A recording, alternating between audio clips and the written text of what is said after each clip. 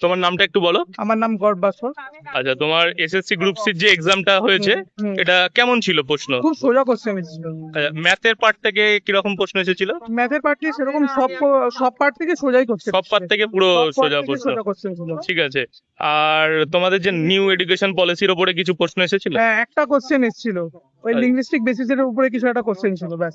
আচ্ছা আচ্ছা। আর ওভারঅল মানে এক্সামিনেশন কেমন ছিল? সোজা ছিল।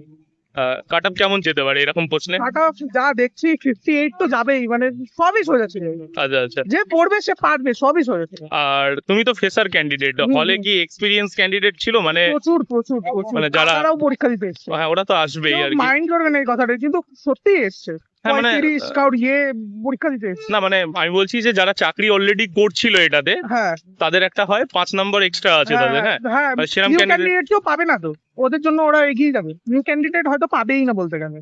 আচ্ছা আচ্ছা, তুমি বলতে চাইছো যে ফ্রেশার্স যারা তাদের পাবে পাওয়ার না, চান্সেস খুব কম। পাওয়ার চান্স কম আছে। আচ্ছা, তাও কেমন মনে হচ্ছে যে নিউ ক্যান্ডিডেটদের জন্য কয়টুকুনি স্কোপ আছে? কত পার্সেন্টেজ অনুযায়ী বলো? 10%, 15-20%, তার থেকে বেশি হবে না আমার মনে হয়। ঠিক আছে, অসংখ্য ধন্যবাদ ভাইকে। তুমি অন্যান্য পরীক্ষাগুলো তো দাও নিশ্চয়ই? হ্যাঁ আমি দিই, আমি RRBর এক্সাম গুলো বেশি করে দিই। আচ্ছা আচ্ছা, ঠিক আছে, চলো তুমি সফলতা পাও, এটা বেঙ্গল গুরুকুল প্রার্থনা করে। Thank you so much. সরকারি চাকরির পরীক্ষার প্রস্তুতির জন্য তোমরা বেঙ্গল গুরুকুলকে সাবস্ক্রাইব করে রাখো এবং ডেসক্রিপশনে দেওয়া টেলিগ্রাম লিংক ক্লিক করে টেলিগ্রাম চ্যানেলটি জয়েন হয়ে যাও।